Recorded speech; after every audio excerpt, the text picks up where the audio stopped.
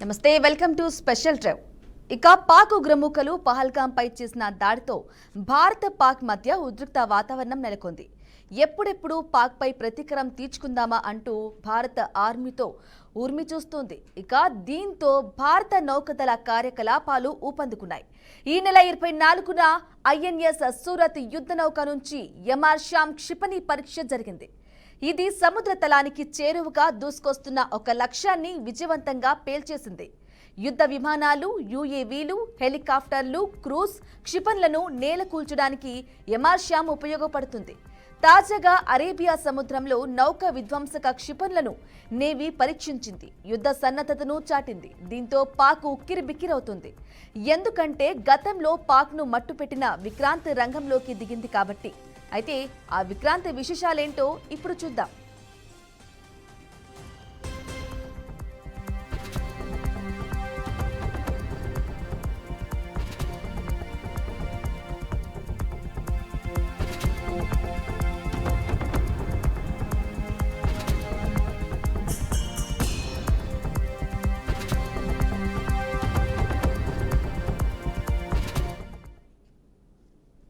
ఇక విమాన వాహక నౌకలు ఒంటరిగా రంగంలోకి దిగవు. జలంతర్గాములు, డిస్ట్రాయర్లు, ఫ్రిగేట్లు వంటి యుద్ధ నౌకలతో కూడిన ఒక సమూహం దాని వెంట వెళుతుంది. వీటన్నిటినీ కలిపి క్యారియర్ బాటిల్ గ్రూప్ సిబిజిగా పిలుస్తారు. ఇది చాలా శక్తివంతమైన దాడి బృందం. సముద్రంలో సువిశాల ప్రాంతంపై పూర్తి ఆధిపత్యం సాధించడానికి ఇది ఉపయోగపడుతుంది. ఇక విక్రాంత్ కదలికను బట్టి పాక్ వ్యూహాత్మక రేవులైన కరాచీ, గాంద్వార్ల దిగ్బంధానికి భారత్ పూనుకోవచ్చన్న వాదన వినిపిస్తోంది. ఆ దేశ వాణిజ్యంలో 60% పైగా ఈ రేవుల నుంచే సాగుతోంది. పాక్ తన చమురు అవసరాల్లో 85% సముద్ర మార్గంలోనే దిగుమతి చేసుకుంటుంది. ఇక దిగ్బంధం వల్ల దేశంలో పెట్రోలు, డీజిల్తో పాటు అనేక నిత్యావసర వస్తువులకు తీవ్ర కొరత ఏర్పడుతుంది. దేశంలోని దాదాపు 3వ వంతు విద్యుత్ ఉత్పత్తిపై ప్రభావం పడుతుంది.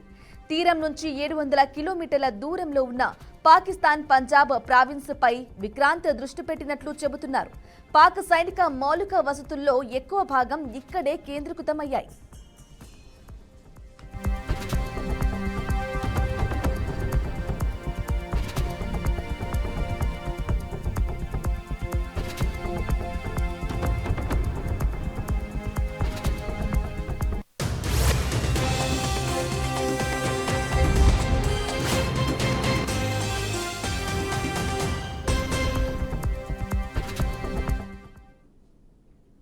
ఒకవేళ యుద్ధం చేయాల్సి వస్తే విక్రాంత్ కీలక పాత్ర పోషిస్తుంది. ఈ క్యారియర్ గ్రూప్ వాయు, ఉపరితల, సముద్ర గర్భంలో భిన్న కార్యకలాపాలు నిర్వహించగలదు. విక్రాంత్ పై ఉండే MiG-29K ఫైటర్ జెట్లు పాకిస్తాన్లోని మ్రసూర్, సర్గోదా వంటి చోట్ల ఉన్న ముఖ్యమైన వైమానిక, సైనిక స్థావరాలను నాశనం చేయగలవు. ఈ యుద్ధ విమానాలు ఏకబిగిన 850 కిలోమీటర్ల వరకు ప్రయాణించగలవు. ఇక భారత వాయుసేనతో సమన్వయం చేసుకుంటూ దాడులు చేస్తే పాక్ సైనిక, ఆదేశిక, నియంత్రణ వ్యవస్థలను గణనీయంగా దెబ్బతీయవచ్చు. ఇక పోర్టుల్లోని కీలక మౌలిక వసతులు, ఇంధన నిల్వ వసతులను లక్ష్యంగా చేసుకుని దాడులు నిర్వహించడానికి అవకాశం ఉంది. ఇక భారత నౌకాదళం బలం ముందు పాక్ నేవీ ఎందుకు కొరగాదు? భారత్ వద్ద శక్తివంతమైన విమాన వాహక నౌకలు, అణు జలంతర్గాములు ఉండగా పాక్ వద్ద ఇలాంటివి ఏమీ లేవు. ఇక చైనా నుంచి సమకూర్చుకున్న వార్షిప్లే ఆ దేశం వద్ద ఎక్కువగా ఉన్నాయి. ఆధునీకరణ నత్తనడకన సాగుతోంది. పాక్ నేవీకి చైనా తయారీ టైప్ 054A/P ఫ్రిగేట్లు తుర్కీ నిర్మిత మిల్జెమ్ క్వారెట్ల ఆధారం. ఇక వీటిలో అనేకం ఇంకా తయారీ దశలోనే ఉన్నాయి. అయితే చైనా నుంచి సమీకరిస్తున్న హంగోర్ తరగతి సబ్ మెరైన్లు 2028 నాటికి గానీ అందే అవకాశం లేదు.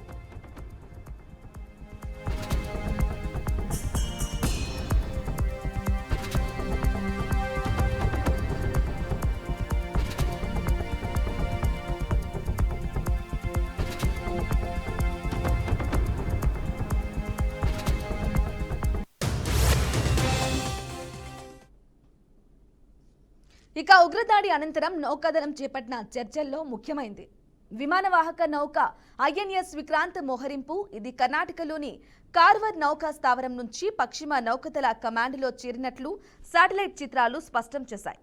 ప్రస్తుతం ఇది అరేబియా సముద్రంలో సంచరిస్తోంది. ఇక స్వదేశీ పరిజ్ఞానంతో తయారైన ఈ అధునాతన భారీ యుద్ధ నౌక కదలికలు పాక్లో గుబులు పుట్టిస్తున్నాయి.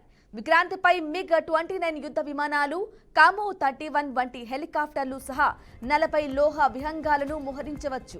64 బరాక్ క్షిపణులు, శక్తివంతమైన బ్రహ్మోస్ క్రూజ్ క్షిపణులను ఇది కలిగి ఉంది. ఓటోబ్రెడా 76mm గన్స్, AK-630 క్లోజిన్ ఆయుధ వ్యవస్థలు, ఆధునిక సెన్సర్లు ఇందులో ఉన్నాయి.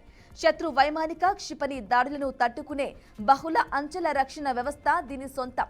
ఇక ప్రస్తుతం విక్రాంత్కు పూర్వం భారత నౌకాదళంలో ఇదే పేరుతో ఒక విమానవాహక నౌక ఉండేది. అది 1971 నాటి భారత్ పాక్ యుద్ధంలో కీలక పాత్ర పోషించింది. తూర్పు పాకిస్తాన్, నేటి బంగ్లాదేశ్లోని చిట్టగాంగ్, కాక్స్ బజార్, కుల్లా వంటి నగరాలపై దాడి చేసింది. పాక్ నౌకాదళాన్ని దెబ్బతీయడంలో, తూర్పు పాకిస్తాన్కు సరఫరాలను అడ్డుకోవడంలో సాయపడింది.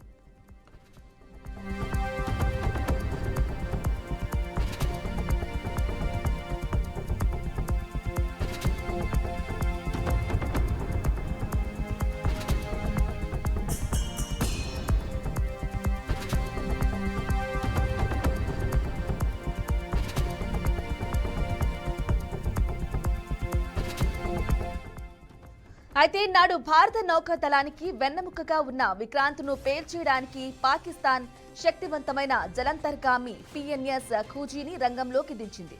దీన్ని పసిగట్టిన భారత నేవీ INS రాజ్పుత్ అనే యుద్ధ నౌకను విశాఖపట్నం వద్ద మోహరించి దాన్ని విక్రాంతిగా పాక్ను ఏమార్చింది. ఇక ఇందుకోసం నకిలీ కమ్యూనికేషన్లు సాగించింది. అదే సమయంలో విక్రాంత్ను అండమాన్ నికోబార్ దీవుల్లోని సురక్షిత ప్రదేశంలో ఉంచింది. INS రాజ్పుత్ను విక్రాంతిగా పొరపడి ఘూజీ దానికి చేరువైంది. ఇక దీంతో భారత యుద్ధ నౌక 2 బాంబులను ప్రయోగించింది. ఆ వెంటనే సముద్రంలో వరుసగా పేలుళ్లు సంభవించాయి. 93 మంది సిబ్బందితో ఘూజీ జలసమాధి అయింది. సొంత మందు పాత్ర తగిలి అది పేలిపోయి ఉండొచ్చన్న విశ్లేషణలు ఉన్నాయి. నాడు ఈ ఘటనతో పాక్ నౌకాదళానికి పెద్ద ఎదురు దెబ్బ తగిలింది. అయితే పాక్ మాత్రం కవ్వింపు చర్యలకు పాల్పడుతుంది.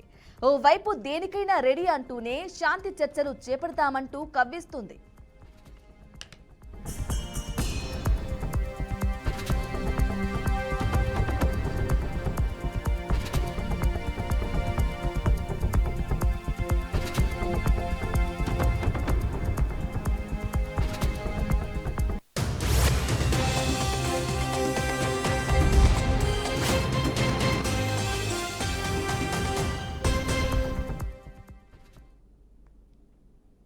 రైట్ గా విక్రాంత్తో పెట్టుకుంటే ఎలా ఉంటుంది అని చెప్పేసి దీనికి సంబంధించి మాట్లాడడానికి మనతో పాటు ఉన్నారు రాజకీయ విశ్లేషకులు కోటేశ్వరరావు గారు. లైవ్ లో సిద్ధంగా ఉన్నారు. కోటేశ్వరరావు గారు నమస్కారం అండి. నమస్తే, చెప్పండి. ఎస్, ఇక విక్రాంత్తో పెట్టుకుంటే ఏ విధంగా ఉంటుంది? ఒకవేళ యుద్ధం వచ్చినట్లయితే మనదే ఆధిపత్యం ముందుగా ఉంటుందని చెప్పేసి వాదన ఉంది. మరి దీనిపై మీ అభిప్రాయం ఏంటి? యుద్ధం అంటూ వస్తే సహజంగా చూసినప్పుడు ఎవరు బలంగా ఉంటారో వాళ్ళది పైచేయి అవుతుంది. అట్ ది సేమ్ టైము ప్రత్యర్థులను కూడా ఎవరు తక్కువ అంచనా వేయకూడదు అనేటువంటిది యుద్ధ నీతి. ఆ విధంగా చూసుకున్నప్పుడు మన దేశానికి పాకిస్తాన్తో పోలిస్తే అన్ని రంగాలుగా బలం ఉన్నమాట వాస్తవం. అట్ ది సేమ్ టైము అణ్వాయుధాల విషయంలో 2 దేశాలకి అణ్వాయుధాలు ఉన్నాయి. అందువలన మిగతా బలాబలాలు ఎలా ఉన్నప్పటికీ ఒకవేళ ఎవరైనా అణ్వాయుధాలను రంగంలోకి తీస్తే ఎవరు విజేతలు ఎవరు పరాజితులు అనేది సమస్య అవుతుంది. అణుయుద్ధమే వస్తే ఎవరు విజేతలు అంటూ ఎవరు మిగలరు. అందువలన అసలు యుద్ధం అవసరమా లేదా అనేటువంటి అంశాన్ని అటు పాకిస్తాన్ వైపు నుంచి కానీ ఇటు మన దేశం వైపు నుంచి కానీ 2 కూడా ఆలోచించాలి. సమస్య ఉగ్రవాదులను పట్టుకోవడం, ఉగ్రవాదులను ఏరివేయడం, అందుకు అవసరమైనటువంటి అన్ని చర్యలు భారత ప్రభుత్వం తీసుకోవాలంటంలో ఎలాంటి సందేహం లేదు. తీసుకోవడానికి కూడా మనం అందరం కూడా మద్దతు ఇవ్వాలి. యుద్ధం అనేది ఉగ్రవాదానికి పరిష్కారం కాదు అనేటువంటి అంశాన్ని ముందుగా మనం గమనించాలి.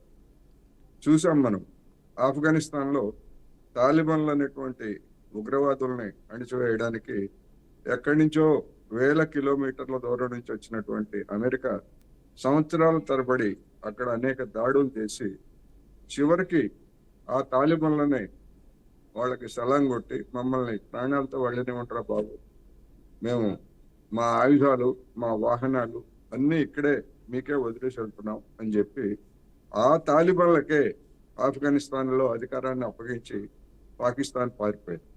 అందుకని ఉగ్రవాదం మీద యుద్ధం చేసినటువంటి దేశాలు ఏవి కూడా ఇంతవరకు చరిత్రలో విజయం సాధించినటువంటి దాఖలాలు లేవు. అందువలన మనం పాకిస్తాన్ నుంచి ప్రేరేపితమైనటువంటి ఉగ్రవాదుల్ని ఎలా పట్టుకోవాలి, మనం తీసుకోవాల్సినటువంటి జాగ్రత్తలు ఏమిటి అనేటువంటి దాంతో పాటు వాళ్ళని ప్రేరేపిస్తున్నటువంటి పాకిస్తాన్ మీద అంతర్జాతీయ వేదికల మీద, అది ఐక్యరాజ్య సమితినా లేదా ఇతర ప్రపంచ వేదికల ఏవైతే వాటి మీద మనం మన దౌత్య మార్గాల ద్వారా ఒత్తిడి తెచ్చి ప్రపంచ ప్రజాభిప్రాయాన్ని పాకిస్తాన్కి వ్యతిరేకంగా కూడగట్టి దాన్ని ఒంటరిపాటు చేయాల్సినటువంటి బాధ్యత ముందు నిర్వర్తించాలి. అవన్నీ విఫలమైన తర్వాత అప్పుడు ఏం చేయాలనేటువంటిది దేశం ఆలోచిస్తుంది, ఎవరైనా ఆలోచించవచ్చు. కానీ అలాంటి ప్రయత్నాలు ఏమీ చేయకుండానే ఇవాళ యుద్ధం అని చెప్పేసి మీడియాలో వస్తున్నటువంటి వార్తలు లేదా కొన్ని కొన్ని సంస్థలు చేస్తున్నటువంటి ప్రకటనలు ఇవన్నీ కూడా ఏంటంటే మంచిది కాదు అనేది నాకు. ఓకే కోటేశ్వర గారు, అలాగే అంటే పాక్ వ్యూహాత్మక రేవులైన కరాచీ కానీ గ్వాదర్ల దిగ్బంధానికి భారత్ అయితే పూనుకోవచ్చు అనే వాదన కూడా వినిపిస్తుంది. మరి దీనిపై మీరేమంటారు? అందుకే అంటే వాటికి సంబంధించి ఈ దిగ్బంధంలో పెట్రోల్, డీజిల్ కానీ నిత్యావసర వస్తువులు కానీ దిగుబడి చేసుకుంటుంది అక్కడ. కరాచీ రేవు కానీ లేకపోతే చాబార్ రేవు కానీ అవి మనకి చాలా దూరంలో ఉంటాయి. అవి అరేబియా సముద్రంలో ఎక్కడో ఉన్నటువంటి రేవులు అవి. వాటిని మనం వెళ్ళి అరేబియా సముద్రం మీద మన మిలిటరీని అంతటిని కేంద్రీకరించి అక్కడ ఆ రేవుల్ని దిగ్బంధనం చేయటం అనేటువంటిది అదంత తేలికైనటువంటి విషయం కాదనేది మనకి మ్యాపులను బట్టి చూస్తే తెలుస్తుంది. అందువలన ఒకవేళ అటువంటి పరిస్థితి వచ్చేట్లయితే దాని పర్యవసానాలు కూడా ఎట్లా ఉంటాయి అనేటువంటి చూడాలి. పాకిస్తాన్ దిగుమతి చేసుకునేటువంటి చమురు కావచ్చు, లేదా ఇతర వస్తువులు కావచ్చు, లేదా ఆ రేవుల నుంచి ఎగుమతి చేసేటువంటి వాటిని నిలువరించడానికి మనం మిలిటరీ అరేబియా సముద్రంలో వెళ్ళి ఆ రేవుల సమీపంలో తిష్ట వేయడం అంటే చాలా సాహసంతో కూడినటువంటి వ్యవహారం అవుతుంది. ఎందుకంటే మనం చిక్కుకుపోతాం అక్కడ. ఎందుకంటే మనం దూరం నుంచి మన కొన్ని వేల మైళ్ళ నుంచి మనం వెళ్ళి మన నౌకలు కావచ్చు, విమానాలు కావచ్చు, అది అంత తెలివైనటువంటి వ్యవహారంగా మనకైతే కనిపించట్లేదు నా వరకు. నాకు సరే ఫైనల్ గా ప్రభుత్వం ఏమో నిర్ణయం తీసుకుంటుంది, మన మిలిటరీ ఏమి ప్లాన్ చేస్తున్నటువంటిది అది వేరే అంశం. అందువల్ల ముందు దౌత్య పద్ధతుల ద్వారా పాకిస్తాన్ ని ఒంటరి చేయాలి అనేది దానికే ప్రాధాన్యత ఇవ్వాలనేది నేను చెప్పదలుచుకున్నాను. ఓకే, అంటే ఒకవేళ యుద్ధం చేయాల్సి వచ్చిందంటే గనక విక్రాంత్ కీలక పాత్ర పోషిస్తుంది అని చెప్పేసి చెప్తున్నారు. మరి దీనిపై మీరేమంటారు? మనకి విక్రాంత్ ఉన్నది విమానవాహక యుద్ధనౌక ఉన్నది, పాకిస్తాన్కి అది లేదు. కానీ పాకిస్తాన్కి ఉండేటువంటి ఇతర జలంతర్గాములు అవన్నీ కూడా దానికి ఉన్నాయి. దానికి కూడా విమాన దడ ఉంది, నౌకా దడ ఉంది, అవన్నీ ఉన్నమాట వాస్తవం. అందువలన వాళ్ళ ఎత్తుగడలు ఏమిటి లేదా మన ఎత్తుగడలు ఏమిటి, వాళ్ళు ఏ ధైర్యంతో మనకి ఇవన్నీ ఉన్నాయనేటువంటి విషయం వాళ్ళకి తెలియదా? పాకిస్తాన్ వాళ్ళకి తెలియదా? అన్నీ తెలుసు, మనకంటే ఎక్కువ తెలుసు. మీడియా కంటే మీకు నాకంటే ఎక్కువే తెలుసు వాళ్ళకి. ఎందుకంటే ఇంటెలిజెన్స్ ఉంటుంది. భారత దగ్గర ఉన్నటువంటి ఆయుధాలు ఏమిటి, వాటి సత్తా ఏమిటి, శక్తి ఏమిటి అనేటువంటిది పాకిస్తాన్ ఇంటెలిజెన్స్ ఉంటుంది. అయినప్పటికీ వాళ్ళు మేము కూడా యుద్ధానికి సిద్ధమే అన్నట్టుగా అటువైపు నుంచి కూడా వార్తలు వస్తున్నాయి. మరి వాళ్ళు ఏ ధైర్యంతో చేస్తున్నారు ఏమిటనేటువంటిది కూడా మనం ఆలోచించుకోవాలి. వాళ్ళతో పోల్చుకుంటే మన సైనిక బలం అన్ని రంగాల్లోనూ ఎక్కువే కాదంట్లా. కానీ వెళ్ళి వాళ్ళ దగ్గర మనం దాడులు చేయటం అనేసరికి వచ్చేసరికి వాళ్ళ వ్యూహంలో మనం చిక్కుకుంటామా, మనం చిక్కుకుంటే అప్పుడు మన పరిస్థితి ఏమిటి అనేటువంటిది కూడా 1-2 సార్లు ఆలోచించుకోవాలనేది నాకు. ఓకే, అంటే యుద్ధానికి సంబంధించి మాకున్న యుద్ధాలకున్న సామగ్రి మొత్తం భారత్ వైపే గురి పెట్టామని చెప్పేసి పాకిస్తాన్ మంత్రులు అంటున్నారు. దీన్ని ఏ విధంగా చూసుకోవాలంటారు? మరి మాకున్నటువంటి అణ్వాయుధాలు, క్షిపణులు అన్ని కూడా మేము భారత్ వైపే ఎక్కువ పెట్టాము. ఇప్పుడు ఎట్లాగైతే మన ప్రభుత్వము మేము మీరు ఊహించని రీతిలో మేము దాడులు చేస్తామని చెప్పేసి మన ప్రభుత్వం ఎట్లాగైతే చెప్పిందో అటువైపు నుంచి కూడా ఆ విధమైనటువంటి ప్రకటనలు వెలువడుతున్నాయి. అందువల్ల రెండు వైపుల నుంచి యుద్ధానికి సంబంధించినటువంటి ఆ, అంశాలు అటువైపు నుంచి మాట్లాడుతున్నారు, ఇటువైపు నుంచి కూడా మాట్లాడుతున్నారు. ఎవరికి తగ్గకపోయేట్లయితే అంతిమంగా ఎవరు బలవుతారు అనేటువంటిది సమస్య. అంతిమంగా ఎవరు బలవుతారంటే అటు సరిహద్దుల్లో ఉన్నటువంటి మన భారతీయులే బలవుతారు, ఇటు మన సరిహద్దుల్లో మన సొంత పౌరులే బలవుతారు. ఎందుకు అంటే అవతల ఆక్రమిత కాశ్మీర్ మనదే. ఆ ఆక్రమిత కాశ్మీర్ ఎప్పుడైనా మనలో కలవాల్సినటువంటి వాళ్ళే. మనం వాళ్ళ మీద దాడులు చేయటం అంటే మన వాళ్ళని మనమే చంపుకున్నట్టు అవుతుంది. అప్పుడు ఒకవేళ అటువంటి పరిస్థితే కనుక తలెత్తేటైతే మరి ఇప్పుడు పాక్ ఆక్రమణలో ఉన్నటువంటి కాశ్మీర్లో ఉన్నటువంటి జనం మన వైపు మద్దతు ఇస్తారా మనం దాడి చేసినప్పటికీ, లేకపోతే పాకిస్తాన్కే మేము విడిగానే ఉంటామని చెప్తారా? అందుకని ఇలాంటి అనేకమైనటువంటి సున్నితమైనటువంటి అంశాలు ఉన్నాయి. ఉదాహరణకి ఒక నదీ జలాలని వదిలేశారు ఇండియన్ గవర్నమెంట్, వెళ్ళి ముజఫరాబాద్ లేకపోతే ఆ పరిసర ప్రాంతాలన్నింటినీ కూడా ముంచేసిందని చెప్పేసి వార్తలు వస్తున్నాయి. ఇంతవరకు మేము అట్లాంటిది ఏం చేయలేదు అనేటువంటిది మన ప్రభుత్వం వైపు నుంచి ప్రకటన రాలేదు. 2 రోజులు అవుతాయి. అంటే ఏమిటి, ఎవరి మీద నీటి దాడి చేస్తున్నారు? మనలో కలవాలని ముజఫరాబాద్ పట్టణంలోనే పాకిస్తాన్కి వ్యతిరేకంగా నినాదాలు చేసి మేము భారత్ లో కలుస్తామని చెప్పేసి ఏ జనం అయితే నినాదాలు చేశారని చెప్పేసి మన మీడియాలో గతంలో మనం అంతా చూపించాము. ఆ జనం మీదనే మనం దాడి చేస్తున్నాం. మన వాళ్ళే వాళ్ళు విడిపోయినటువంటిది లేదా విడగొట్టినటువంటి పాకిస్తాన్ దురాక్రమణ చేసినటువంటి కాశ్మీర్ ప్రాంతం అది. వాళ్ళ మీద మనమే దాడి చేస్తే సామాన్య జనం మీద అది ఏ పర్యవసానాలకు దారితీస్తుంది అనేది ఆలోచించాలి.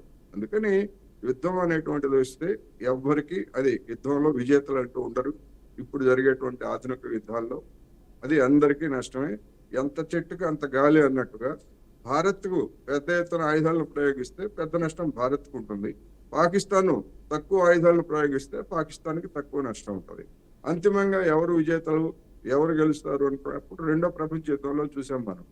గెలిచిన వారు సర్వనాశనం అయ్యారు, ఫ్రాన్స్, బ్రిటన్ లేదా ఇతర ఐరోపా దేశాలు. ఓడినటువంటి జర్మనీ, ఇటలీ అవి కూడా సర్వనాశనం అయ్యాయి.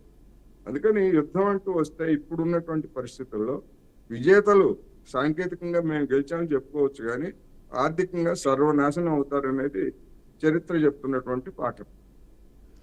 అయితే కోటేశ్వరరావు గారు, పాక్ ప్రధాని సంచలన వ్యాఖ్యలు చేయడం కూడా చూసుకోవచ్చు. అంటే సింధు జలాలకు సంబంధించి మీరు చెప్పినట్లు సింధు జలాలను ఒకవేళ పాక్ గినక కేటాయించలేకపోతే భారతీయుల రక్తం పారుతుంది అని చెప్పేసి కూడా కొన్ని వివాదాస్పద వ్యాఖ్యలు కూడా చేశారు. మరి దాన్ని ఎలా చూసుకోవాలంటారు? అలాంటి వ్యాఖ్యల్ని ఎవరైనా ఖండించాల్సిందే, నిర్ద్వందంగా ఖండించాల్సిందే. రెచ్చగొట్టేటువంటి వ్యాఖ్యలు అవి, అందులో ఎలాంటి సందేహం లేదు. పాకిస్తాన్ ఆ విధమైనటువంటి రెచ్చగొట్టే వ్యాఖ్యలు చేస్తూ ఉంది. అందుకని దాన్ని బట్టి మనం కూడా అదే విధమైనటువంటి వ్యాఖ్యలకు కొనుక్కుంటే పాకిస్తాన్కి మనకి పెద్ద తేడా ఉంటుంది. అందుకని వాళ్ళు రెచ్చగొట్టేటువంటి వ్యాఖ్యలు చేశారు, దాన్ని మనం ఖండిస్తున్నాం. అనేక దేశాలు కూడా అటువంటి వ్యాఖ్యల్ని ఖండించాలనేది నా అభిప్రాయం. అందువలన వాళ్ళు అది చేశారు కనుక, వాళ్ళు రెచ్చగొట్టారు కనుక మనం రెచ్చిపోతే, ఇప్పుడు మనకు సామెత ఉంది తెలుగులో, వాళ్ళు తొడగోసుకున్నారు కనుక మనం మెడగోసుకుంటామా అనేటువంటి సామెత ఉంది కదా. అందుకని పాకిస్తాన్ సింధు జలాలని ఒకవేళ మనం కనుక నిజంగా నిలిపేసేట్లయితే ఆ వచ్చినటువంటి జలాలని మనం ఎక్కడ మళ్ళించుకుంటాం? మన డ్యాములన్నీ బద్దలైపోతాయి. మన డ్యాములన్నీ నిలపలేం కదా, మనం అనివార్యంగా కిందికే వదలాలి కదా. అందుకని ప్రత్యామ్నాయంగా మనం ఏమైనా ఇప్పటికిప్పుడు డ్యాములు కడతామా, లేకపోతే బ్యారేజీలు కడతామా, కాలువలు తవ్వుతామా? ఇప్పటికిప్పుడు చేసేది ఏమి ఉండదు కదా. అందుకని కొన్ని మనోభావాలను గమనంలో ఉంచుకొని కేంద్ర ప్రభుత్వం కొన్ని ప్రకటనలు చేసింది. దాన్ని అందరూ కూడా, అన్ని అఖిల పక్షాలు కూడా వాటన్నిటిని కూడా సమర్థించాయి. మీరు ఏ చర్య తీసుకున్నా మేము మద్దతు ఇస్తామని బ్లాంక్ చెక్ ఇచ్చినట్టుగా ప్రతిపక్షాలు కూడా చెప్పాయి. కానీ చర్యలు తీసుకునే దానికి వచ్చేసరికి అనేకమైనటువంటి సమస్యలని మనం పరిష్కరించుకోవాల్సి ఉంటుంది అనేది మనం ఇక్కడ గమనించాలి.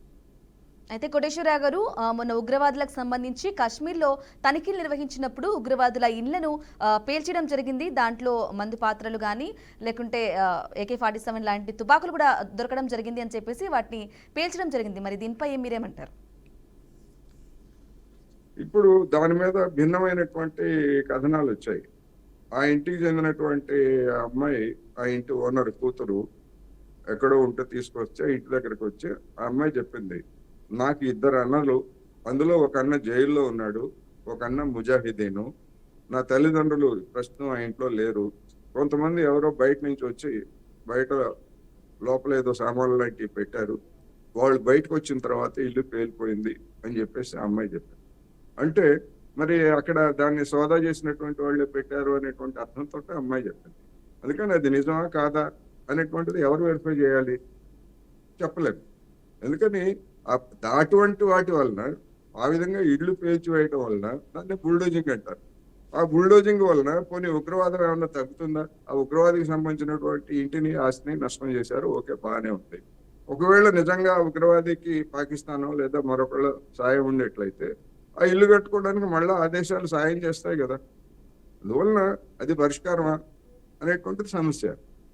చర్యలు తీసుకోండి, కాల్ చేయండి, ఉగ్రవాదుల్ని, దుర్మార్గాన్ని ఎలాంటి దయాదాక్షిణ్యం లేకుండా కాల్ చేయండి. కానీ వాళ్ళ అమ్మ నాన్నలు, సోదరి ఉండేటువంటి ఇల్లును పేల్చేసి వాళ్ళని బయటకు నెట్టిన తర్వాత అంటే వాళ్ళని కూడా మళ్ళా ఉగ్రవాదులుగా మార్చడానికి ఇట్లాంటి చర్యలు తోడ్పడతాయి అనేది నా అభిప్రాయం. అందువలన ఉగ్రవాదాన్ని అణచడానికి తీసుకునేటువంటి చర్యలు ఇప్పుడు మనం చూస్తున్నాం. మన ఆంధ్ర, తెలంగాణ లేదా ఒరిస్సా, ఛత్తీస్గఢ్ ప్రాంతాల్లో నక్సలైట్స్ ని అణిచివేసేటువంటి పేరుతోటి మిలిటరీ బలాలు, పారామిలిటరీ మొత్తం గిరిజనుల మీద దాడి చేస్తే ఆ గిరిజనులందరూ మిలిటరీకి, పారామిలిటరీకి వ్యతిరేకంగా ఆ నక్సలైట్లకే సమర్థనమే తెలుపుతున్నారు అనేటువంటిది గడిచినటువంటి 50 సంవత్సరాల్లో మనకు అనుభవం కదా. ఏదైనా అంతే ఉంటుంది. అందుకని ఉగ్రవాదులను అణిచేటువంటి వ్యూహాలు, ఎత్తుగడలు అనేటువంటివి వాళ్ళని మరింత వేరు చేసేవిగా ఉండాలి తప్ప మరింతగా రెచ్చగొట్టేవిగా ఉండేట్లయితే ఫలితాలు, పర్యవసానాలు ఎలా ఉంటాయి? ఇది సమస్య. ఓకే. అలాగే ఇంకా అంటే ఈ మధ్య చూసుకోవచ్చు, దాడి జరిగినప్పటి నుంచి కూడా బార్డర్లలో పాక్‌కి సంబంధించిన సేనలు కానీ కాల్పులు విరమణ ఒప్పందాన్ని ఉల్లంఘించి మరి కాల్పులు జరుపుతున్నారు. దీన్ని ఎలా చూసుకోవాలంటారు? మళ్ళీ కవింపులకు చర్యలకు పాల్పడుతూ ఉంది.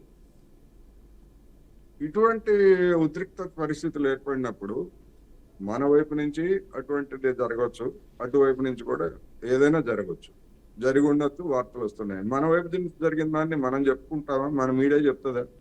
ఎస్, చూడండి మనం అటువైపు కాల్పులు జరిపామని.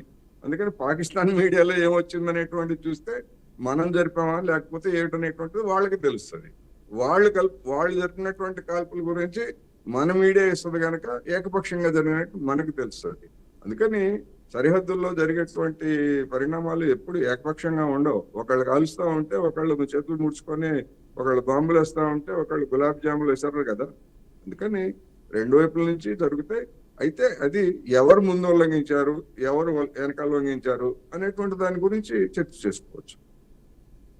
ఓకే. అలాగే కోటేశ్వరరావు గారు, ఇక ఫైనల్గా చెప్పండి, యుద్ధానికి సంబంధించి కానీ విక్రాంతికి సంబంధించి కానీ ఒకవేళ నిజంగానే యుద్ధం మొదలు పెడితే, ఒకవేళ యుద్ధం ప్రారంభమైతే దీనికి సంబంధించి మీ అభిప్రాయం ఏంటో ఒకసారి చివరిగా చెప్పేసండి.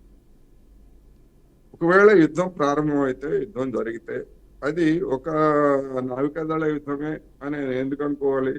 వైమానిక దళాలు ఉన్నాయి, కాల్బలాలు ఉన్నాయి, లేదా అణ్వాయుధాలు ఉన్నాయి, క్షిపణులు ఉన్నాయి. మన దగ్గర లాంగ్ రేంజ్ క్షిపణులు మన దగ్గర ఉన్నాయి. పాకిస్తాన్ దగ్గర కూడా లాంగ్ రేంజ్ క్షిపణులు ఉన్నాయి. అక్కడ కూడా వాయుసేన విమానాలు ఉన్నాయి. అక్కడ కూడా అణ్వాయుధాలు ఉన్నాయి. అందుకని యుద్ధం అంటూ చెలరేగితే ఏ విధంగా, దేనికి దారితీస్తుంది, ఎటువంటి పర్యవసానాలు తలెత్తుతాయి అనేటువంటిది మనం ఊహించి చెప్పలేము.